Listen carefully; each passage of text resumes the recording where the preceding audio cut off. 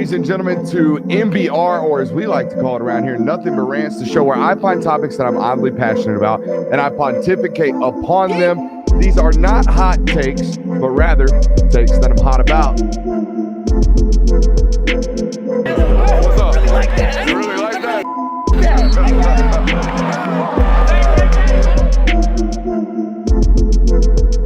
Let's shut up and grind some tape. What is up, ladies and gentlemen? Welcome into the Film Guy Network on a wonderful Wednesday evening, okay? We have a tremendous show for you guys planned tonight. It is Wednesday during a college football season, which means we're going to bring you What If Wednesday. We also have postseason awards that are being announced, okay? Postseason's awards on the national forefront. We felt we would bring you those. We would talk about those. But we would also debut our own awards ceremony here tonight, so we will be bringing you that. But, of course, first and foremost, like I said, it is Wednesday. So, ladies and gentlemen, let's start with What If Wednesday. But before we do that, I want to ask you, make sure you're hitting that thumbs up button, like, subscribe, and rate and reviewing, all that good stuff, okay? Hitting that thumbs up button, firing off in the chat over there in the live stream. If you have not already, make sure you're subscribing. We are on our road to 20,000 subscribers. Boys, how we doing today? Doing fantastic. Oh, no, it's blue again? Yeah, That's fine. it is. Doing good, though? Yeah. Feeling good about the awards ceremony today? Oh, I'm so excited for the award ceremony. I am excited for the award ceremony. I am too. This was your idea today, Kirby, and I think it's fitting that after a long year of a bunch of takes, a bunch of opinions, our first dipping the toe into the water of the national scene, okay, felt it necessary that we debut our award ceremony and continue to do this annually. Okay, I think this will be good stuff over the years. Maybe next year we actually get trophies. We'll dress up for it. I don't know about that. No need to put a suit on. Nah, I like it though. Maybe next year we do it in front of a live audience. Ooh. We have to wear suits if we do it then. Okay, have to wear tuxes. Right. Suits or tuxes? Tuxes for sure. Tuxes. I mean, if you're going to go in, go all in. Yeah, no doubt. But anyways, we will debut our award ceremony. We also have a name for it, and I think you guys will like that one as well. But let's start it off with What If Wednesday, ladies and gentlemen. I got one for you. Hey, did you hear what happened today? What happened today? What happened today? The Orange Bowl canceled immediate availability between Mike Norvell and Kirby Smart. Yeah, I did see that. And I immediately was like, is that something we need to talk about on the show? Or is that? Look, I'm at this point, especially in the offseason, we need to have an actual tinfoil hat. Oh, no, I got one. We need to get one. I got one, baby. We need to get one, and we need to have it in the studio. What if this is the start of Florida State trying to make this oogle? I think they got intentions, man. I think they got rightful intentions. Yeah, I mean, it could definitely be one of those things where Florida State's like, you know what? Or what if they're just teasing everybody? Well, it could also be like some scheduling conflict. I was about to say, not to ruin my own What If Wednesday, but all the coaches are on the trail right now. So both of them said, hey, are you down to stick a middle finger to them? Kirby was like, I'm always down, baby. Yeah, I don't know if it happened today. I don't know if it happened today, but I saw he was at Nitro Tuckle's house. Yeah, he was. And both of these individuals, two of the more avid recruiters in college football. I see Florida State coach. Now, I know I'm in Georgia. And I know, Tallahassee's northern Florida. And I know I go to South Georgia a lot. But I see Florida State coaches and Georgia coaches more than any other probably recruiting personnel staffing in this region of the country. That includes Alabama. Maybe that probably includes everybody other than Wake Forest. Wake Forest stays down here. They live down here, as is obvious by their signing of Jeremy Huklinski coming soon. But, yeah, what if Florida State makes this ugly? And just like, we're just going to do a bunch of stuff like this. Here's the only thing that makes me kind of reserve ideas that this could really be real, other than the fact that it's tinfoil hat area. The ACC is still in partnership with ESPN. They still are. So I highly doubt they will allow, albeit one of their pissed off member schools, I will highly doubt they allow one of their member schools to stick a middle finger to their network. Mm-hmm. Well, I think it's going to be also very revealing as like what the folks in ESPN think such as that, because you're going to probably see a lot of ESPN commentators and things come out. This is a classless move. This is degrading to the sport. This is blah, blah, blah, blah, blah. So it's going to be interesting to see, like, try to cover their assets. I don't know if the ESPN takes could get any hotter than some of the ones we saw by Florida State. Yeah. Yeah, there's a lot of people doing a big old 360 or 180, I should say, about the takes of Florida State, and then after the final rankings came out, big changes in takes. Any what ifs from you guys? Yeah, I got a couple. You want me to give one? Come on. What if Quinn Ewers stayed at stayed at Ohio State. Huh. Because here's the thing. Think about this. Ohio State, one of the reasons why they are in the playoff right now, quarterback play, right? Yeah. What happens if Quinn Ewers is never at Texas either? Do they beat Alabama? Are they in the playoff? Is Sark on the hot seat? I don't think Malik Murphy beats him start 2. But here's the thing about Quinn. Quinn at Ohio State and Quinn at Texas, 2 totally different humans, first of all. Second of all, I was under the impression he had to leave Ohio State because he wasn't going to get on the field because C.J. Stroud had another year. And most of his NIL money that he was at Ohio State for to capitalize on was based off of playing time. Right. So his income structure was directly impacted by the fact that he was not going to be on the field. So I think from my understanding and my sourcing, that was the main reason why he left Ohio State in the first place. And it was the take that I had when he first announced that he was going to reclass. It's like, why are you doing this? You're running yourself into a room where you need another year of space gap. Like he was running himself into a sophomore season of C.J. Stroud, knowing good and well you're going to have to hang around for the junior season anyways. What are you doing kind of deal? And that's exactly what happened. He had to sit there for 6 months, and they were like, oh, by the way, you're not going to beat this guy out. He's coming back next year, and he's going to start.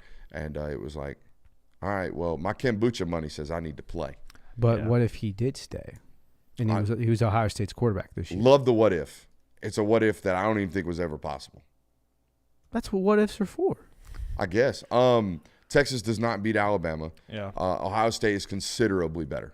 Considerably better. They win that game against Michigan. I think the security of Sark's job is vastly different because, I mean, you don't beat Alabama. You might lose 3 games this year, and then it starts to become, hey, what are we doing with this guy? We're not getting any results. I really hope my analysis is smarter than that elsewhere. I really do. I hope it's not that results oriented. We need to be weary of this. I agree. We need to be really weary of this because if you take Quinn Ewers out of the equation anyways, if they were a 9-3 football team, you cannot deny the turnover that he has made at the line of scrimmage, which we talk about all the time, how much and how important and how vital that is to succeeding. So I get what you're saying. I hope that I would be smarter than that. I hope that I would say, oh, they are just a quarterback away. The line of scrimmage has changed. That kind of thing. I hope. But then again, I don't know if that's the case because we are very results oriented. Is Ohio State not a quarterback away right now? And people are doing the same thing with Ryan Day, where it's like, all right, this guy's got to go. He can't beat Michigan anymore. They were this year. Yeah. Okay. They're depleted after this on the lines of scrimmage defensively. Right. Okay. Whereas I'm telling you, I've seen Sark now 3 years in a row stack breadwinners at those positions. Whereas I can look at the recruiting profiles of Ohio State and tell you that the last 3 years they've taken a massive hit and deteriorated from a recruiting standpoint at those critical positions, at those interior defense lines. I think Ohio State's going to get dramatically worse on the defensive side of the football in the coming years. Oof.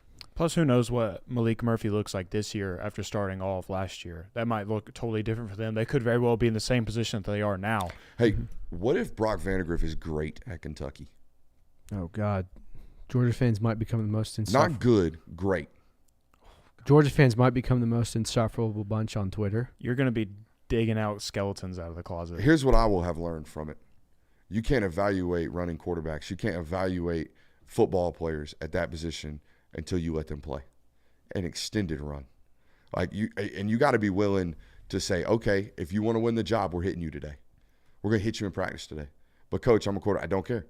You're a football player. We got to evaluate you playing football. And that's exactly why spring games are so touch and go with those types of things, because if a person gets a finger on Brock Vandagriff in the pocket, the play's dead. It's like, well, he could have taken that for 40 yards. We have no idea what he could have done with his legs on that play, but in that setting, it is ruled dead, and the play is blown dead. So it's hard to rule. My bad for interrupting you. I think it also, you have to look at Kentucky maybe becoming a hub for creating NFL quarterbacks, because that would be the last 2 or 3 quarterbacks becoming a draft. And I know you can roll your eyes at that, but 2 of the last 3 quarterbacks would have been 1 and 2 round picks. Saying if Brock Vandagriff is as great as you're hypothetically saying. It actually sounds like Will Levis might turn out in the NFL too.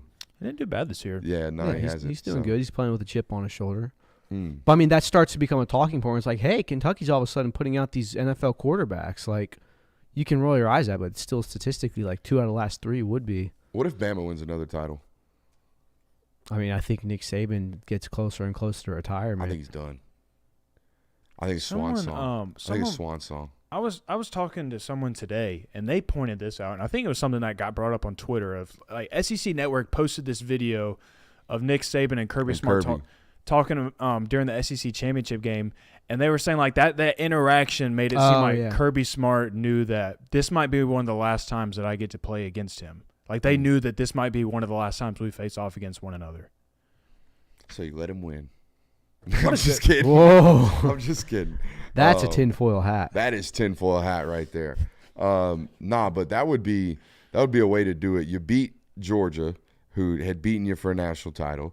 You go on, you beat Michigan, a national brand, and then you avenge your only loss in the year against Texas. You win a national title. You do so. So you're writing off Washington? I mean, dude, no, but I'm just in this scenario. Okay. You do all of those things, and you get to just call her quits. Yeah, and walk off. I would be fully on board with it, but then I also go back to Stetson Bennett winning a national title and everything, being like, oh yeah, dude, perfect moment for you just to call it quits, say no more college football for me. I just had the pinnacle of my career, and say to heck with it, I'll leave, and then he comes back.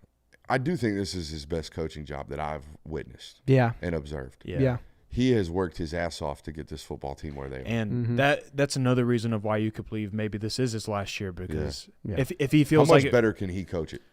You can't. Than he did this year. No. I mean, and he's not getting any younger either.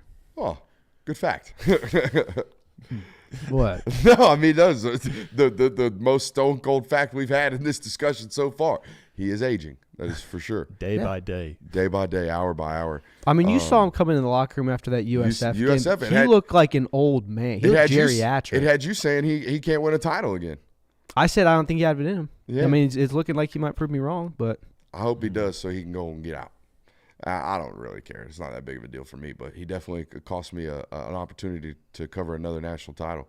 And, those are fun. Those are fun. Those are real fun to do. Yeah. I don't know if Houston would have been as fun as LA this year. Yeah, that's a good point. But, shouts out Zone 6. All right, I got one. Come on. What if instead of Jordan Travis, J.J. McCarthy was the one that got injured? Does Michigan get the same treatment that FSU gets? No. The Big Ten carries too much weight. I know this is an easy stance, but, I was talking to T.J. Pittenger about this. And he said they finally got what they wanted. Hell, I'm surprised they didn't just give us Michigan 1, Alabama 2, Ohio State 3, and Georgia 4. I'm honestly shocked they didn't give us that. And I told TJ, well, that would just be pissing in the face of 3 conferences instead of just 1 like they did this time. But I think there is a clear and obvious sign. And here's how it is right here. They're the only 2 conferences ever that have had multiple members in the freaking playoff. And they do it almost every year. So if you don't think that everyone believes what we believe, which is that the Big Ten and the SEC not only are the best conferences, but they get the most resources. Now, every once in a while, the Pac-12 might have a year where they might have 2 teams that look like they can do it, but they're going to Pac-12 themselves. We've always said it. And what that means is they don't really have 2 teams. They really only have 1 that might survive. But the SEC and the Big Ten every year have 2 teams that are going to compete for a national title because they have the resources. So I don't even know where we got there with that question, but it's basically asking if J.J. McCarthy comes out and saying the Big Ten championship, or say that they're at halftime of the Ohio State game and Michigan just looks like a completely different team, does the committee use that same argument against Michigan? I don't believe so because of what that game drew 19 million. So do you agree with that though? No, I don't. But I wish I agreed with everything that they did every time. And if I did, we'd have a 16 playoff, and we'd never have to worry about any of this. Yeah. Top two teams would get a bye. You'd have to argue about who the 2 best teams are, not the 4. Because I don't subscribe to the theory that just because we go to 12, we're going to have the most perfect champion. I subscribe to the theory that when we go to 12, we're going to have the hottest team at the end of the year get crowned a champion, and that's fine. It's the way a lot of these sports do this.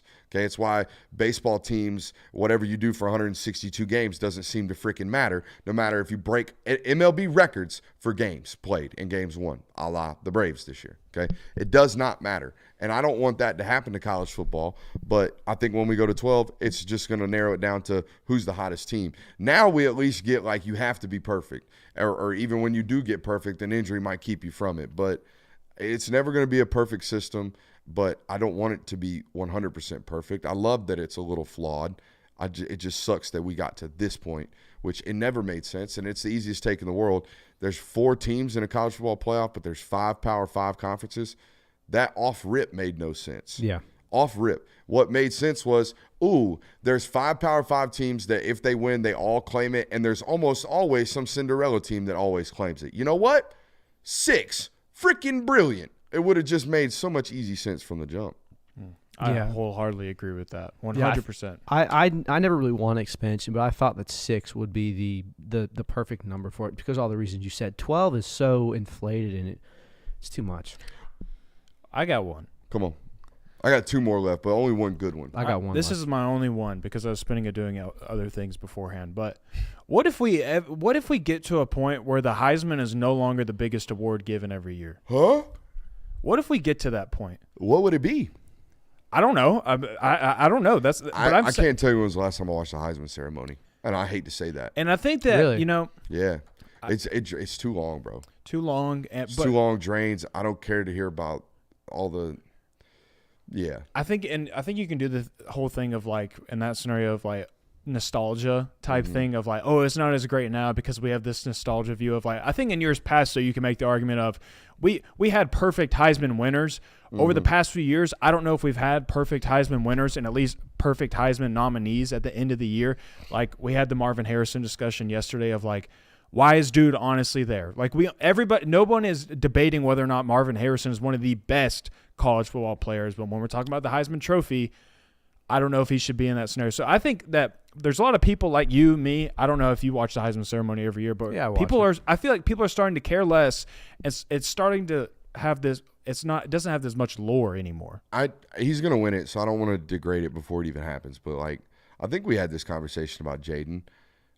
He put up astronomical stats, but what play? What group of plays? What flash plays did he have this year where it was like, my God, how is that guy doing that? Exactly. Like think of like that. No, I don't mean to deteriorate the greatness because it was nation's leading third down percentage, all the great stuff that requires to be great quarterback play, video game numbers, but like there's a lot of great decision making, ball placement, and he's got great legs too. I mean, think about the Heisman winners from like 2010 to 2015. Each one of those players, as soon as you say their name, a play pops into your mind of that season of the Heisman Trophy. Like Lamar Jackson, the play I think about was against Syracuse, where he ran the ball, hurdled the defender, got into the end zone. RG3, the one I think about is when he got hit on a touchdown. He's rolling back and he flips over his head and he puts the points up. Exactly. I think of that Washington tip in the bowl game. Oh, yeah, that's a good one, too. Like Johnny Manziel. We all think of Johnny Manziel plays that he made, but especially the signature one. Like, we all have signature key moments that we think about with these players. I can't think of a play for any of these finalists where when someone said, oh, do you remember Marvin Harrison Jr. winning the 2023 Heisman Trophy? There's not a single player I'm like, oh, yeah, that was the year where he did this. Like, I don't think any of those players have it this year. So your rant has got me thinking, and I've come to this conclusion. Joe Burrow was the last great Heisman winner we've seen. That's fair. Like first memorable, like last memorable. Like the Heisman most winner. recent. Take all the last 5. Like out of all the Heismans we've had since then, Joe Burrow was the last one you can go. Actually, that was a great Heisman winner. I'd put Devontae Smith in there. Yeah, that the one hand catch Smith, against LSU. Like the one hand catch against LSU and just the raw stats that he put up were stupid. Yeah. Games where he had like 270 yards receiving. Okay, so Devontae Smith was the last great Heisman. And guess what? He did something that nobody had ever done, and he earned it. A wide receiver they only played 10 games. He had 1,600 yards receiving. So, just stupid. Yeah, that's stupid crazy. numbers. So, yeah, I'm with you on that one. What if Florida finishes with their 6th ranked overall recruiting class? For 2024? For right now. This class right now, they're ranked 6th. I think it at least buys Billy Napier until 2025. I mean, even though that schedule's a meat grinder, there's going to be a lot of people saying, "Oh my God, we're going to have to go 7-5 again." That's my thing. I think if he signs this class and holds it true, or maybe even adds another to it, I think you give him to see through 2025, through 2025, not 2. If you accept that you're going to eat 2024, you might as well let him try to see what he's made of in 2025 the whole year. So is 6 the cutoff, or will we say like if you sign top 8? Oh no, I think he's got to lose L.J. McCray. He's got to lose he's got to lose 2 or 3 of the top guys, drop out of like the top 12 before we're like, whoa. I mean, for Christ's sakes, he went 5-7 and he's going to sign a top 10 class. That's recruiting. That's doing your job on the trail. thing. You know what I mean? That's hard to do. Yeah, Even in Florida. The only thing that might get him in trouble is portal action and people leaving your squad. Like, that would be the only thing that I would say would overtake that. He got his grace year, though. Graham Mertz coming back, going to be able to redshirt DJ Lagway next year or play him in spot time, whatever he wants to do, okay? And then in 2025, first-year starter on a DJ, if he looks even remotely good or, better yet, borderline great, you're going to see Billy Napier in 2026. Okay. That's what I think. I agree with that. So, all right, here's my final one. Come on. I had a Florida State centric what if Wednesday for I me, like you. So what if Georgia beat Alabama and Oregon beat Washington, and then Michigan and Florida State did what they did? Is Florida State in the playoff? Yeah. Hold on. Georgia wins. Oregon beats Washington. No, where's Texas? That's what I'm asking. That was about to No, ask. they would have done the same thing. Because they would have put Texas over them. You still think so? Yeah. But here's the thing. Texas's big signature win, Alabama, the team that beat number 1, is now a 2-loss team. So they lost They a get lot. blown out by Georgia in the SEC championship game? In this hypothetical. That's they get beat by like 20? Yeah. So what if Then Georgia yeah. blew out Alabama? Then yeah, probably. Your one keynote win, they would have said 10-2 Oklahoma team beat you. Yeah. They would have done the whole thing. Mm-hmm. So, yeah, I think Florida State would have got in at that case. I'm in But if it's agreement. like what it was now in the inverse, if it's Alabama's a 2-loss team, their only 2 losses are to number 4, in this case, Texas, and number 1, Georgia, then, yeah, they're going to keep Florida State out, I would imagine, in that scenario. I agree with that. But I get where you're going. Yeah. Was it just an Alabama thing? I say no, because they put Texas over them anyways. Yeah. You know what I mean? And that's how we were sitting here live Sunday. As soon as they put Texas at 3, I was like, oh, shit, here we come. Yep. Florida State fans fitting to be hot. And that's exactly what we had. Hey, make sure you hit that thumbs up button, like, subscribe, and rate and review. And we still have a loaded show for you guys today. I want to give a quick shout out to our friends over at Prize Picks. If you run over to Prize Picks today, use promo code Brooks, you get a 100% deposit match. What does that mean? You put up to $100, you will get instantly matched $100 over there using promo code Brooks. That was What If It Wednesday. Let's move on to postseason awards. These are the real ones, boys. Okay, we got ours, which we're going to debut the name of here shortly, but these are the real awards here. Where do we want to start? Some weird ones, right? Yeah, I mean, there's a lot of awards that still have yet to be given, so Correct. there's really only 4 or 5. These are the ones preliminary awards that let Vegas bettors know who to put money on for the big awards, correct? kind of, yeah. Yeah. Because there's like historical alliances here. You win certain award, you're definitely going to win certain award. Yeah, for sure. Like it's the Maxwell Award, right? Correct. Yeah, those types of things. Maxwell Award's like almost 100% connected to the Heisman. Mm-hmm. Yeah. So the first one is the Broyles Award, which goes to the best assistant coach, which is Phil Parker, the DC for Iowa. Who are the finalists here? Do we know? I know Bobo was one. I know was Bobo one. was Did one. Faulkner make it as a finalist? No. The other finalist was I just read it the other day. I'm looking. I have no problems with Phil Parker winning this award, though. I mean, you pretty much had to field an Iowa team saying, all right, guys, we got to keep the other team from scoring, 10 points today. And they still went 10-2 with that schedule. So All right, so the finalists were Bobo, Phil Parker, Mike Denbrock, who's the OC at LSU, Sharon Moore, who is the interim head coach at Michigan, and Will Stein, the first-year offensive coordinator at Oregon. So how about that guy? How about you want to talk about some newfound abilities? Dan Lanning out here just bang-a-rang 2 years in a row. Kenny Dillingham, who's turning out to be a dude. Like we think Kenny Dillingham's going to be a guy at Arizona State, or maybe not there, but maybe somewhere bigger. All right, and then his next year, he hires an OC that finishes in the finalists for the Broyles Award. Dan Lanning might know some football. Dan Lanning might know some hiring practices. There's I a think that's chance. what we learned. It's almost as if his predecessor also had elite The hiring. same ability? Yeah. Yeah, a little something like that. I don't have any qualms about the decision because I would imagine Iowa opponents had some pretty favorable starting field position, with how porous their offense is. But, hey, that punter was elite, though. Yeah, he was. next award is the Campbell Trophy, which is given to the best scholar athlete, Who won it? Bo Nix. What a dork. What a nerd. dork. What is Bo Nix majoring in? Let me look this up. I have no clue, but he's been in college for 6 years. Got to have a major or a master's degree by now, right? Got to. If you don't, bro, all the summer classes y'all have available. Careful. I don't know, man. Stetson Bennett. I made fun of that too. I got my master's degree in 4.5 years. Okay, so if you can't do it, what? Because here's the deal: you're on campus all the damn time. You get there early, all right? Meaning you early enroll. Every single one of you football players listening to this right now, you have no reason to not have your degree in 3 years. Zero. You get there a whole semester early. You spend 3 semesters there during the summer, okay? So you can take 1 or 2 summer classes. You should be taking 15 hours a semester. You should definitely be passing all of those because you got class checkers, and we know what's going on there. There is no reason upon just basic due diligence that you should not be graduating early, okay, at universities like this that require you to be early enrollees. It's ridiculous. Okay, sorry. Next award, Bronco Nagurski Award, is given to the best defensive player, I believe, or is it best defensive back? I think it's best defensive back. Well, that award That's the Thorpe Award. Well, either way, it's a defensive award. Okay. Xavier Watts won it, the Notre Dame guy, I believe his name. Don't necessarily love that, but what would I know? Good for you. And then the Paul Hornung Award, which is given to the most versatile player. Take a guess who won that. Most versatile, I have no Travis clue. Hunter. Travis Hunter. Yeah, no, I saw that on Twitter. That's the today. obvious answer. So Travis Hunter's the winner of that. So. He's 4-time academic. Bo Nix, academic weapon. That's what I'm looking up right now. Academic weapon. 4-time SEC academic all academic team. 2-time in the pack. So all 6 years he was in college, he was in the Straight nerd. Nerd. What a geek. Straight nerd. Go to Tech, you nerd.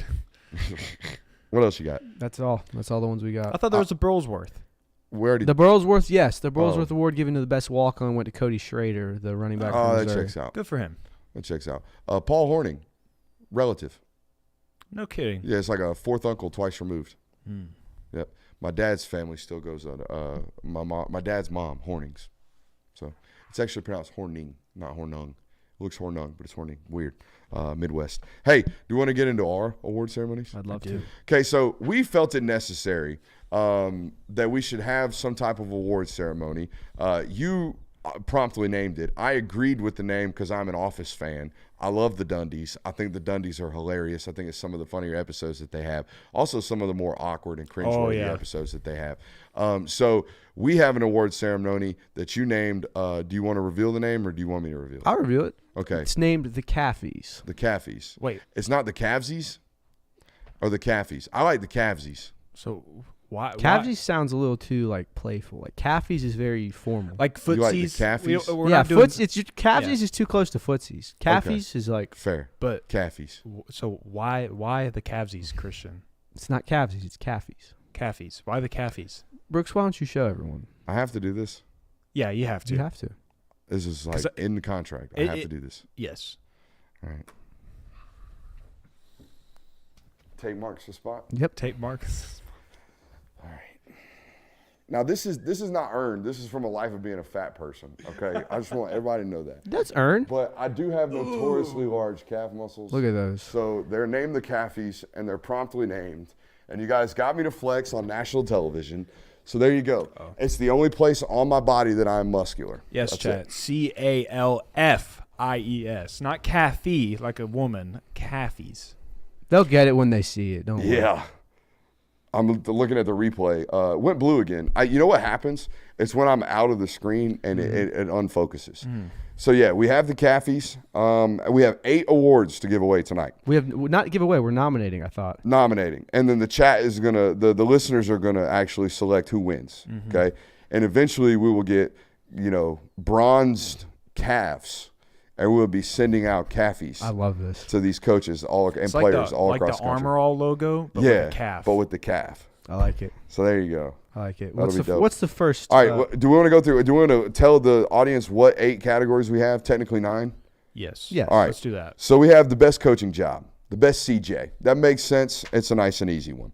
I always got frustrated with the most valuable / best player category. So we're going to select both. the best player in college football and the most valuable player in college football. We're going to evaluate the dart of the year, the best throw of the year, and label it the dart of the year. We also have the play of the year. All right, we have the Jimbo.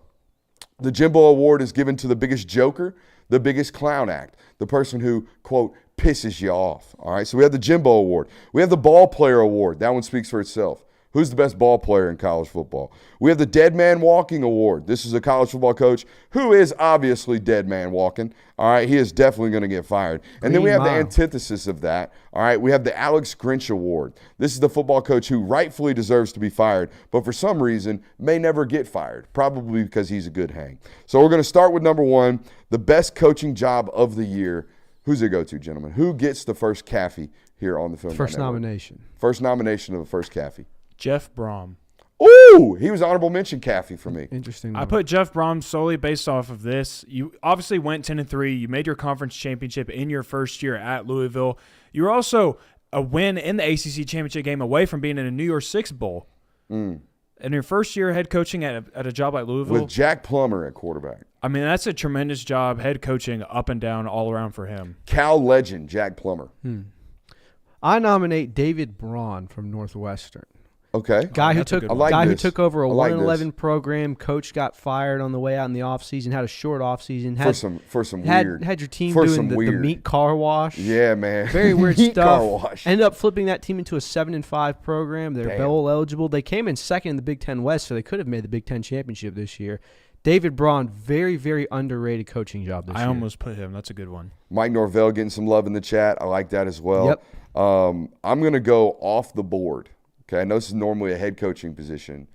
I'm going to nominate Tommy Rees for coaching job of the year, all right? Because he very clearly did everything possible to not have to play Jalen Milroe as a starting quarterback, all the way dating back to bringing Tyler Buckner in this summer, right? Guy from Notre Dame. And then the whole debacle at USF, apparently because Jalen Milroe was not being a good leader, all right, was the wording behind that. I don't know if that's necessarily true, but spent all this time very clearly not wanting to play this guy. And then somehow, middle season, developed an entire offense predicated off of his abilities.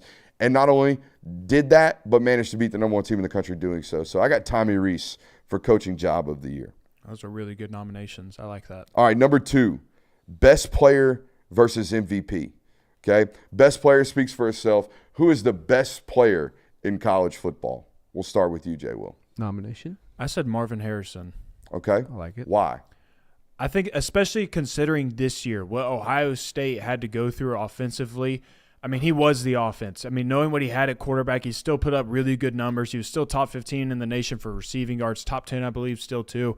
He put up Marvin Harrison numbers in an offense where a lot of people, a lot of good wide receivers probably necessarily would not have put up Marvin Harrison numbers. And I just think he's one of the most talented. I think he is the most talented player in all of college football. I'll go next. We'll leave you for last. I got Jaden Daniels as the best player in college football. Not most valuable, not most talented. I just think he had the best all-around year, and he was the best, most undefensible player every single Saturday. Best player, Jaden Daniels. I nominate Brock Bowers, a tight end that can cause mismatches like that and have a defense completely rearrange the way they cover a team. You rarely see that in college football. He's arguably the best tight end ever.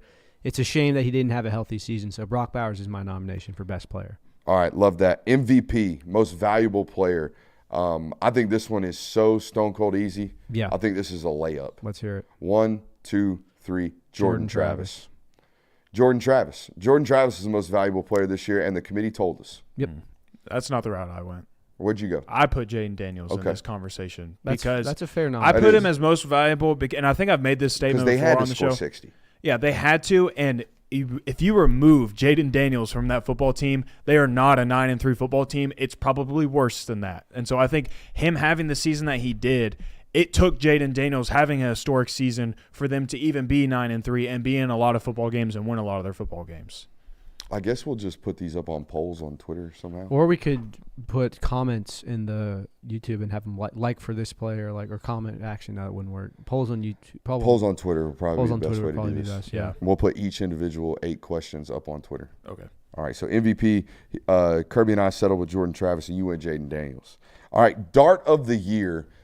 This one was an easy selection for me. This is the best thrown football where you're like, damn, that's a dart. Yeah. Who do you got? What do you got? I had trouble picking this one because it's kind of hard to like go back and think of every I got throw. 2 of them.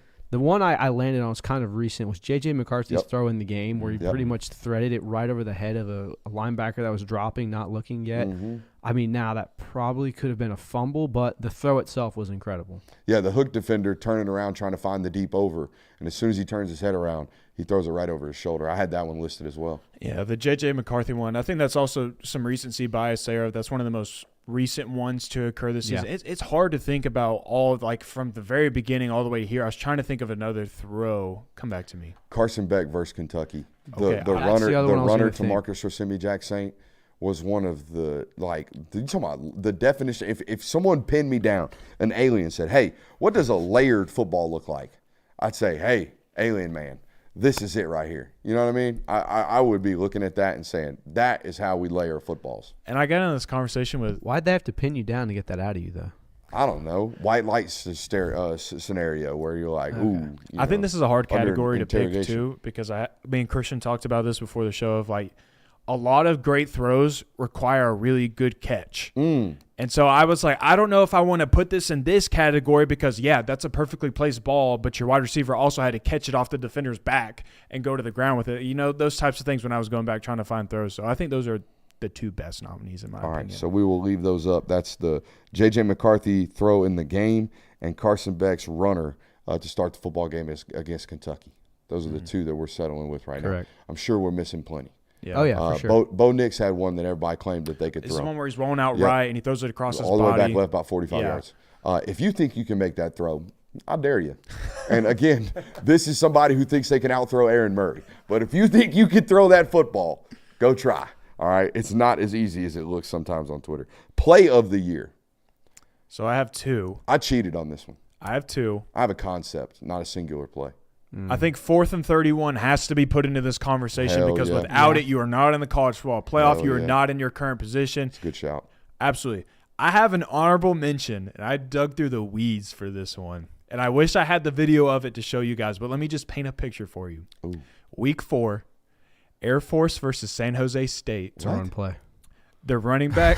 It's a run play. It's triple option. The quarterback pitches it to the running back. He's running to the right boundary. I mean, running down the sideline, spins out of a tackle, immediately hurdles a defender, breaks another tackle at the 10-yard line, and then houses it for 6. Not bad.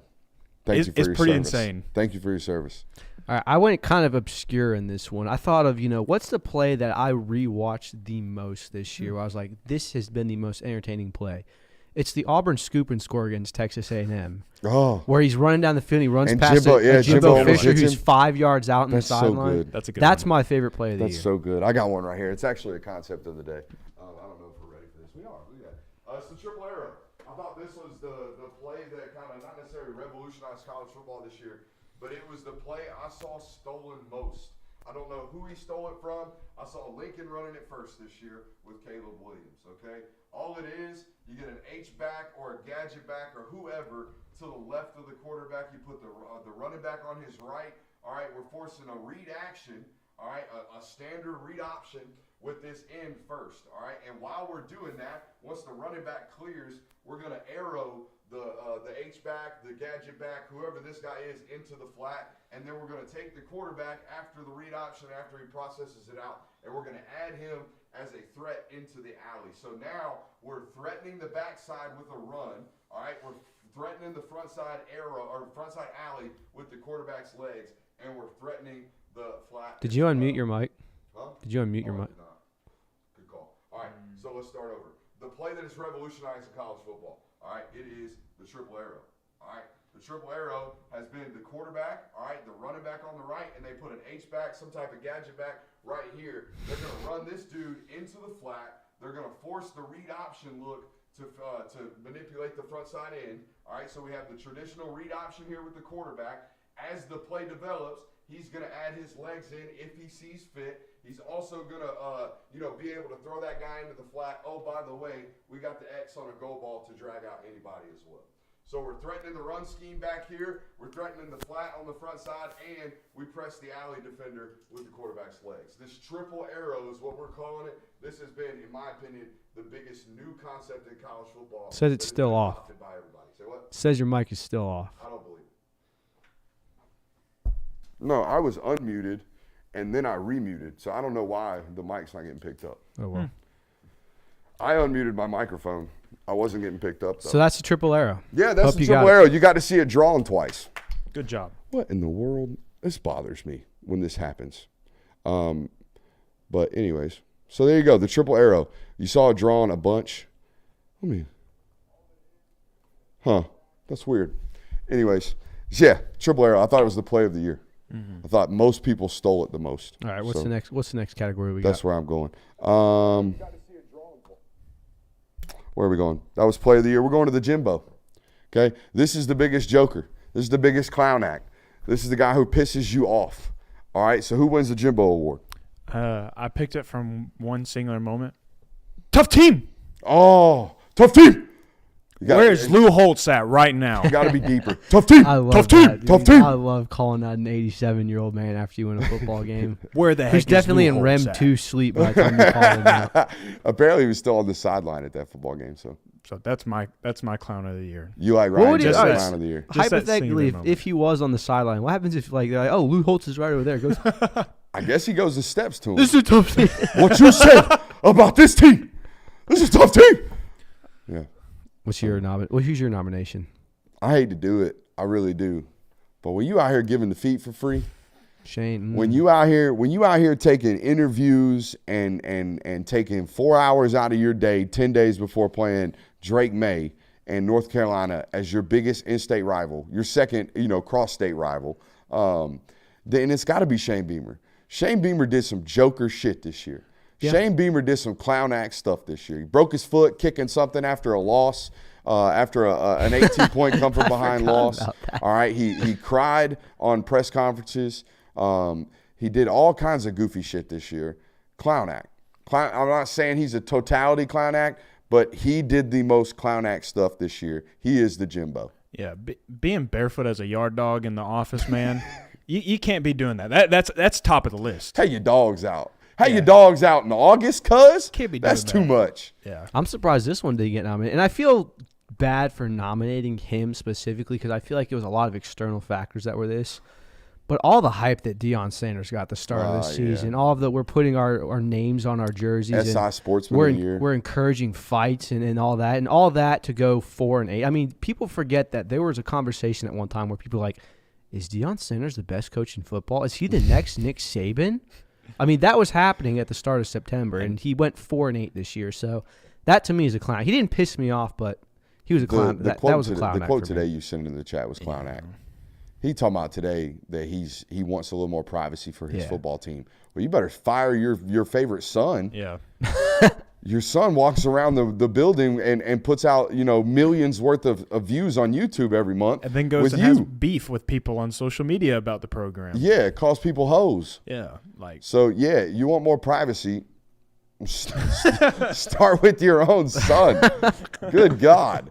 That was like me jokingly talking about get over yourself, naming your stuff the film guy. Get over yourself, man. I mean, have a little self-awareness. That was nuts. So yeah, you got Deion for the Jimbo. Who do you got for the Jimbo? You already say yours? yeah, Ryan Day. Oh yeah, my bad. Tough team. Who's the ball player award? I have the pictures up of all three. When did you went ball player like the guy were like, oh, that guy's a football player? Yeah, that dude's a ball player. Do you want to go to the board for this? And the way he plays ball. Y'all are gonna be pissed. Can at me. I make sure my mic works What? before we go to the board? My mic's supposed to be unhot right now. Are you getting lines? My mic should be hot right now. Talk right now? Mic check 1 2 1 2. Mic check. I'm seeing bars. How about over here? Mic check 1 2 1 2. Mic check. Mic check. Mic check. Mic check. Yeah, Mic check. yeah. I mean, we're getting hot bars. All right. So, ball player award. This goes to the football player who is noticeably not only in style but in execution of play, an obvious ball player. And I forgot my notes here, so I forgot my man's name, which is totally disrespectful to a ball playing SOB like my man, Dalen Holker. Dalen Holker, the tight end from Colorado State, certified ball player. Look at this daggum elbow brace on this man. It's as big as his leg. All right, he's out here one hand catching, just running after the catch. He had an 80-yard touchdown against Colorado that made no damn sense. All right, a 4.8 running, ugly sumbitch football player. This is what it looks like. He's got a transformer on his arm. Hell yeah, and he's got lettuce. He's got flow coming out the back of the lid. This is 100% a ball player. And if he didn't have to, I'm sure the sponsors made him do it. He'd be a no-glove wearing son of a bitch. I guarantee he a football player. Just like some tape on the fingers. Hell yeah, my boy. Is it yours or mine next? My boy. You can go Dylan, next. actually. All right, so mine I chose because I saw this in the Pac-12 Oh game. my God! No way! Look at that. It looks like he's got a hornet's nest. That's on his hand. John Happel, safety for Oregon. I mean, that is the biggest club I've ever seen in my life. They had to multiple times reiterate to him, you cannot use that as a weapon. And he's like, watch me, baby. I mean, it looks like he shoved his hand in a pillow. So, again, you guys know I like to do this a lot of me things. My brother, you've seen me long snap. I can still long snap to this day. My brother, far better long snapper than me. His senior year of high school, he had one of these on his left hand. He snapped a sub 7. A sub .7, which if you don't know football, this is stupid. That's crazy. Sub .7 with a club on his hand in a long snap. One of the most impressive things I've ever seen. But this right here, that's a football player. That's right a football there, player right there. Had to be a linebacker, guaranteed. Who He's you a got, safety. J-Will? Right? Safety? Yeah. Oh yeah, he's crazy. Mine's about to flop so hard. Let's see what you got, J. Will. Who's my football player? Oh my God, the 6'9" kicker? Dude, freaking 6'9". That's all we had? That's it. He's a 6'9" kicker, dude. That's I'm freaking telling insane. you right now, not a football player.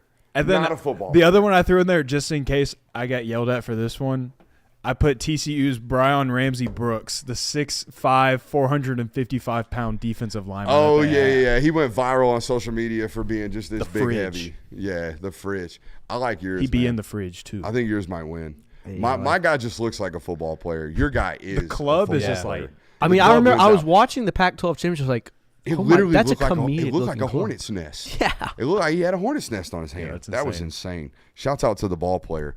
I do like Dalen Holker, though, especially if you go watch him play. Yeah. All right, dead Lunch man pail walking. guy. Huh? Lunch pail guy. Oh, for sure. Bring your hat for 4 quarters type dude. Dead man walking. Who is it? Dave Aranda. Yeah, I have Dave Aranda as my vote, too. Just because I don't know if there's anyone else that's really like, hey, you know. I got one. Ooh, let's hear it. Let's hear the nomination. And it's not because they're going to fire him for cause or fire him because he's a loser. Oh, how did I miss this? Colorado's done. Colorado's got 12 months left. Oh. As soon as Deion Sanders' kids are out of that school, he's out of that school. I guarantee Okay, then you right now. I want to change my nomination. That's mine. I think the Colorado experience is cooked. That whole entire experience is a dead man walking. I want to change my nomination. All right, what's up? How do we miss this? It's Jim Harbaugh. That's what I thought you were going to go yeah. with. It's Jim Harbaugh. Jim Harbaugh is my nomination. Well, he's literally walking. Yeah, He's just walking. He's not a dead man. He's just walking. Yeah. He's just going to say, as far "Screw as this, his I'm Michigan gone." career goes, I think he's a dead man walking. You think so? I mean, You he's think either going to kick his leave ass? for the NFL, the NCAA is going to be like, all right, we're going to sanction the hell out of you to the point where you want to leave. Which I think is the actual option. I just think he's walking. So I Yeah. think that's a good answer. Yeah. So, yeah, that'll be a nice little side. Dave Aranda versus Deion Sanders and the Colorado experience versus Old Jimmy. old Jimmy Harbaugh. All right, so that's a good damn man walking segment, which leads us into the Alex Grinch Award. This is for the guy who everybody knows should be fired or replaced, and for some reason just won't have it happen. Gene Chizik, get your Oh, butt wow. back at SEC Network right now. If you are not back, if you are not back at that studio desk this offseason, then my God, I mean, good Lord, son, why? Why are you still there? Dude, I thought I had the winner here. But Gene Chizik catching a stray is a dub right there, bro. What do you got?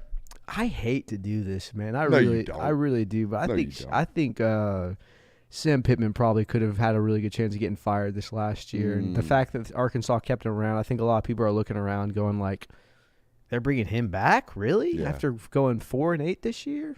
They do have a pretty decent SEC schedule. They don't have to play Bama or Georgia. So All right, my Cafis goes to Billy Napier, the OC. And I don't think it's because he's had bad results. That's technical. I do not think it's because their offense is porous or bad. I think he needs to give up that title, and he never will, okay, because he's too good at it. But I think he needs to give up that title in order to handle all of the other mishaps around his house, okay? This studio always looks clean in the camera shot. It doesn't look clean everywhere else all the time. You know why? Because I'm running around doing everything else all the time sometimes. I'm a great content designer, but I am not a great set cleaner. I am not a great set designer. I need to allocate some of that stuff. Billy Napier has great ideas in terms of his offensive coordinating, but he just is missing other things, and I don't think his lack of success on offense will ever present or rear its head. I think he's too good at it. But that being said, he's going to constantly miss everything else, therefore not fire himself as an OC, therefore Alex Grinch himself if he's not careful. I like that. Good way to get to that. All right, last ones on the Cafis. These are best takes, worst takes. This can be your best take. This can be the best take you saw nationally. This can be the worst take you saw nationally. Do you want me to start? I think I got a pair of aces. Okay. All right, here's my pair of aces. You want best take or worst take first? Worst. The worst take I saw all year was the fact that sign stealing didn't matter. The worst take I saw over and over and over again were people like Joel Klatt going on Colin Cowherd's show and saying, the less you know about ball, the more I connect that you think this means a whole hill of beans on the football side of things. I explained it perfectly. If you don't think sign stealing matters, explain play action to me. Explain the fact that there's an entire portion of offense that exists off the fact that the defense doesn't know whether or not it's run or pass. And then I give you the information that there was a football team out here that was diagnosing exactly what their opponent was doing every single down because they were stealing signs. And they were doing so at the furthest depth and the longest reach we've ever seen a scandal such. Okay? If you don't think it mattered, I don't know what to tell you. I don't know what to tell you except for it really ticked me off because football people did this. Football people were making these opinions as if they've never gotten mad that the scout team guy across from them knew the card. And if you play football, you know exactly what I'm talking about. Being a starter and then getting your ass yelled at and your ass chewed out because the guy that is not better than you, that is not good enough to start, that is playing scout team has just beat you. And you, every single time you want to look at coach, you want to say, coach is bullshit because he knew the play. Every single one of you guys that made this opinion, y'all have had that moment happen to you in your football career. And you stood up here and you did this and you made these opinions as if that experience never happened to you. And I know for a fact it's happened to all of us. It's happened to every single one of us that ever earned a starting position. And if you earned on that end, if you were the scout team guy, I know every single time you looked at the card and knew what the opposition was going to do, you took advantage of it to try to earn a higher spot in the depth chart. The worst take I saw all year was that sign stealing didn't matter, that you still had to go out and line up and play football. Yeah, I got to line up and play football knowing what the dude in front of me was about to do. It's the whole advantage. Made me so mad. Made me so mad because people I respected a lot of. And I don't know if they were doing it like, I respect Joel Klatt. I don't know if Joel Klatt was doing that just because Michigan's the biggest team in the Big Ten and he works for Fox. I sure hope that was it. I sure hope he wasn't meaning that stuff when he went out there and said it. The best take of the year was me. The best take of the year was me saying that Georgia would lead the country in third down completion percentage in August, knowing that they had a brand new OC and a brand new starting quarterback, first-year starter, and they end up being second in the country in third down percentage, a half a point behind LSU, who had a historic year on offense. So the worst take was way worse than my best take, but the worst take to me really, really bothered me. So clarification, the best take is supposed to be our best take, right? I don't care.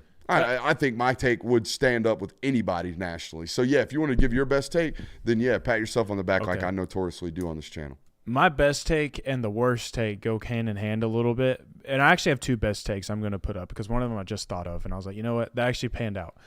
The first one was when I told y'all mid-season about the Big Ten offenses and the Big Ten defenses. I told you guys to quit believing it because we were all trying to, and this goes into my worst take of everybody trying to tell us college football fans that Penn State, Ohio State, and Michigan all had these elite offenses, but the reason that they were struggling is because, look at the defenses in the Big Ten, and it all had everything to do with the fact that there ain't no offense in the Big Ten, and that's why there's a bunch of great defenses in the Big Ten. Love the it. other one I wanted to bring up was when I made the claim and I sat here and I told everybody how Georgia football and the Atlanta Braves are the Spider-Man meme. This year, it really came to fruition a little bit because they both had these great years. I mean, put everything together in the regular season and looked like the best team in the entire country in the world in both of their sports, only to have it cut short. I like that. Do you have a worst take? Yeah, the Big Ten one where everybody tried to tell us that the Big Ten offenses were great. Oh, yeah. No, you were talking about nationally. That's a worst take. Okay, I got what you're saying. Yeah. You got anything, Kirby? Yeah, I was trying to find something on it, but it's irrelevant. So, best take, my proudest take of the year, and it wasn't made publicly, it was made to you two, was I do not care for Gus Johnson as an announcer. And then obviously the week after was the Maserati Marv game where Maserati Marv. Yeah, where the entire Twitter roll was like, dude, knock it It's off. the first stab at a Gus impersonation. Wasn't bad. That was actually pretty good. That was good.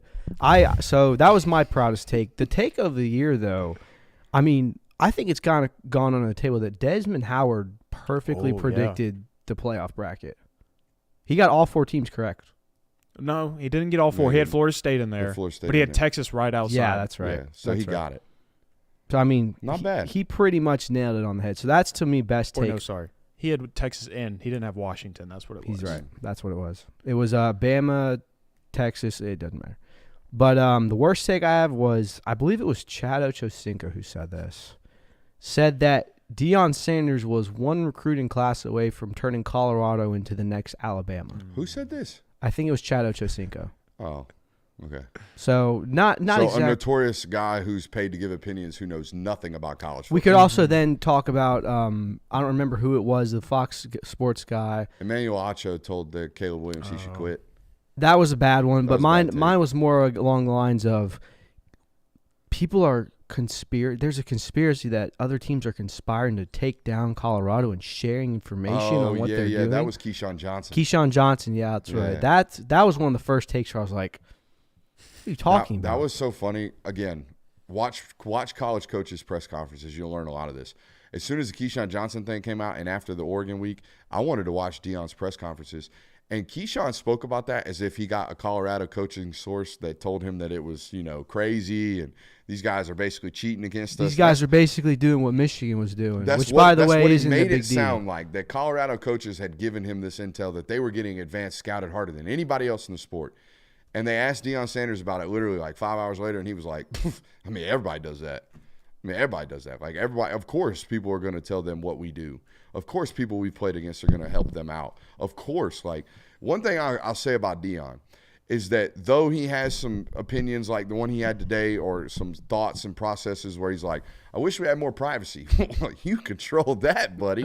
Even though he has all of those, man, I think he's relatively level-headed. And he knows who he is, meaning like he knows how people are going to respond to the things that he does. He doesn't play dumb when someone criticizes him or when someone comes after him or when someone, puts him in the crosshairs at all. And I think that's where the respect for Deion Sanders comes in because he does tell you like it is most of the time. The thing that people get upset about is the hypocrisy in some instances or the statements where it's like, aren't you the one who's in charge of that? Like you said. I wish my team had more privacy this year. All right, ladies and gentlemen, I promise you we will get to our favorite bowl games tomorrow. It's been on the show sheet for 2 days. The National Hour's just been that jam-packed, so how about that? Hey, we are 2 days into what is kind of a lull, right? I know it's transfer portal season, but it's really a lull right now in terms of college football content, and you guys have not given us lull performances, okay, in terms of viewership, in terms of activation in the chat, in terms of in the comments. So, hey, boys, let's give them 3. We appreciate you guys. We'll see you tomorrow. Make sure you hit that thumbs up button on your way out. I love you.